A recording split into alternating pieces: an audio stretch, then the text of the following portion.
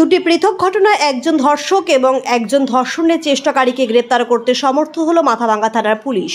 এদিন এক সাংবাদিক বৈঠক করে এই কথা জানান মাথাভাঙ্গার অতিরিক্ত police super Sandip Garai IPS. তিনি বলেন, গত 2 তারিখে একটি নাবালিকা ধর্ষণের মামলা হয়েছিল, যার মূল অপরাধীকে গতকাল গ্রেপ্তার করা হয়েছে। মূল অভিযুক্ত ননীগোপাল পাল সহ একজন মহিলাকে গ্রেপ্তার করা হয়েছে। তদন্তের স্বার্থে মহিলার নাম বলতে অস্বীকার করেছেন তিনি। তবে কিভাবে এই মহিলা ওই নাবালিকা ধর্ষণ কাণ্ডের সঙ্গে যুক্ত তার তদন্ত শুরু হয়েছে। পাশাপাশি পচাগড় এলাকায় এক বিশেষভাবে সক্ষম মহিলাকে বাড়ির পাশের এক ব্যক্তি ধর্ষণের চেষ্টা করে বলে অভিযোগ হয়েছিল সুশান্ত শীলের বিরুদ্ধে। আজ তাকে সকালে গ্রেপ্তার করে আদালতে পাঠাতে সমর্থ হয়েছে মাথাভাঙ্গা থানার পুলিশ। এই বিষয়ে কি বলেছেন অতিরিক্ত পুলিশ সুপার আমরা শুনবো। হলো গতকাল বিকেল 4:30টার সময় সুশান্ত সিং বলে একজন ব্যক্তি, যিনি থাকেন পচাগড় জিপির অন্তর্গত বড় কাওয়ারডারা বলে একটা জায়গার মধ্যে।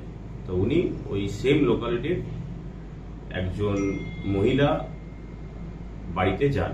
মহিলা কথাবার্তা বলতে পারেন না, তো ওনার বাড়িতে যান এবং তখন বাড়িতে কেউ ছিল না মহিলার বাড়িতে। এবং সেই অনুপস্থিতির সুযোগ নিয়ে উনি মহিলাকে ধর্ষণের চেষ্টা করেন এবং চেষ্টা করার পরে উনি মহিলাকে কিছু টাকা পয়সা দেন এবং ভয় দেখায় যে এই কথাটা যেন ওই মহিলা কারোর কাছে না বলে।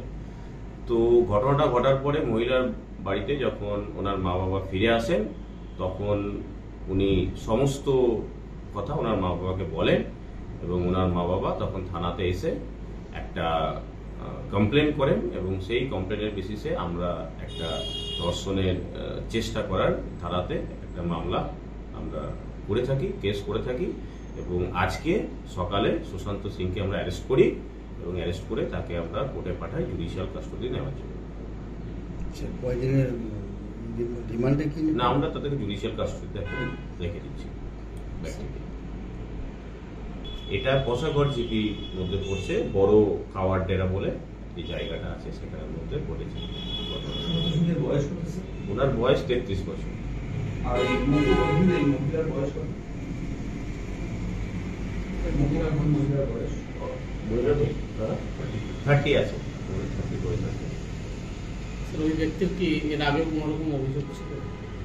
সেরকম এখনো পর্যন্ত পাইনি আমরা, তবে আমরা খতিয়ে দেখবো যে ওনার এগেনস্টে আরো কোনো অভিযোগ আছে। মহিলা কি বিবাহিত? হ্যাঁ, মহিলা বিবাহিত এবং ওনার স্বামী এখানে থাকেন না, কাজের সূত্রে বাইরে থাকেন।